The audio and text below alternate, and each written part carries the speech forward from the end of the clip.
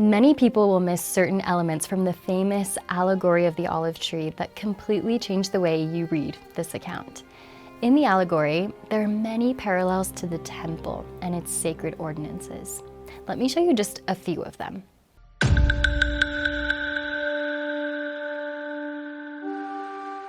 This parable, though recorded by Jacob, the son of Lehi, was originally given by a prophet named Zenos. Throughout this parable, Zenos lays out God's great plan of redemption, showing how all of the house of Israel would be gathered again. But Zenos makes it clear that the atonement of Jesus Christ is central to the gathering of Israel.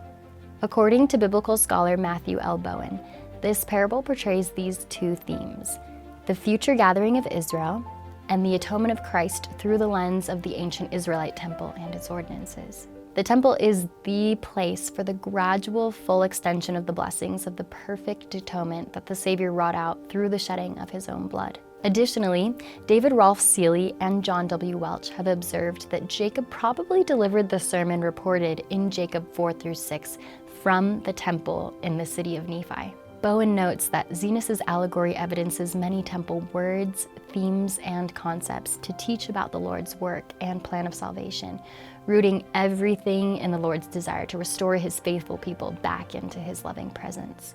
Themes related to the temple can be seen from the start, including how Jacob introduces this allegory. After discussing how a rejected foundation would become the chief cornerstone, drawing his remarks from Psalm 118:22, Jacob asked how those who rejected this cornerstone can ever build upon it, that it may become the head of their corner. Behold, my beloved brethren, I will unfold this mystery unto you. Notice how Jacob framed the allegory as the unfolding of a mystery. As Bowen notes, the English word mystery derives from the Greek word mysterion. This term was intimately connected with various rites or ordinances of initiation throughout the ancient Mediterranean, what Latter-day Saints might call a kind of endowment. Furthermore, this word overlaps with the Hebrew word sod, which refers to a divine council in heaven that enacts God's plan, referred to by Jacob as the great plan of redemption. Furthermore, when Zenos introduced his allegory by saying, "I will liken thee, O house of Israel, like unto a tame olive tree," David Rolfe Seeley has noted that the underlying word for liken was probably the Hebrew word mashal, which could refer to an allegory, a parable, a proverb, or other comparative descriptors. As used in Psalm 78:2, or perhaps even Matthew 13:35, this word could also be used to convey dark or enigmatic sayings of old, as well as things which have been kept secret from the foundation of the world. As has been revealed through modern revelation, such things are to be shared specifically in the Holy Temple. Another temple theme throughout the allegory is creation imagery used throughout the text. In ancient Israel, the temple was understood to represent the Garden of Eden. When Solomon constructed his temple, he had the inside decorated with trees to designate it as such. These garden motifs in the allegory are obvious with the comparisons to a vineyard, but additional hints in the text suggest this vineyard is comparable to the Garden of Eden itself.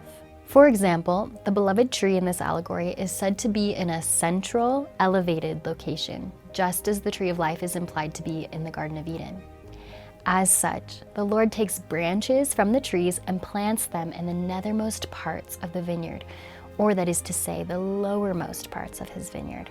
As one reads this allegory, the fallen nature of the vineyard becomes evident as it continues to put forth bad fruit and require the Lord of the vineyard's constant attention and care in order for the vineyard to again produce good fruit that can be stored up in his presence.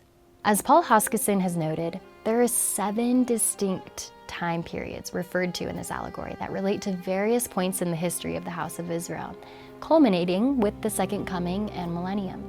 This followed what could only be described as the Great Apostasy, or Great Day of Satan's power, or at least the height of his power, as no tree could provide good fruit anywhere in the vineyard, and drastic actions had to be taken to ensure the trees were not lost forever. Additionally, language employed between the Lord of the vineyard and his servants mirrors the language used in the creation, as God spoke to his divine counsel. Consider where God says, "Let us make man in our image in Genesis 1:26, as well as in the books of Moses and Abraham. The Lord of the vineyard repeatedly uses this same language when speaking to his servants. Let us go down into the vineyard. Finally, at the end of the allegory, the Lord of the vineyard called up his servants and said unto them, Blessed art thou, for because ye have been diligent in laboring with me in my vineyard, ye shall have joy with me because of the fruit of my vineyard. Ultimately, these servants are to share in the same joy that the Lord of the vineyard has, and they enjoy the same blessings he does because of the work they had all performed in bringing the fruit into his storehouses.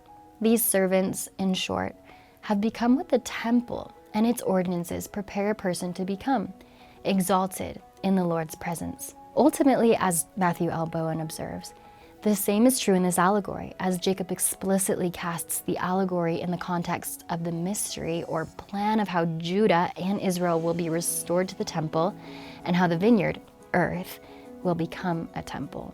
Indeed, the whole purpose of gathering scattered Israel as taught in ancient and modern scriptures is to build Zion, a temple community where God may dwell with his covenant people.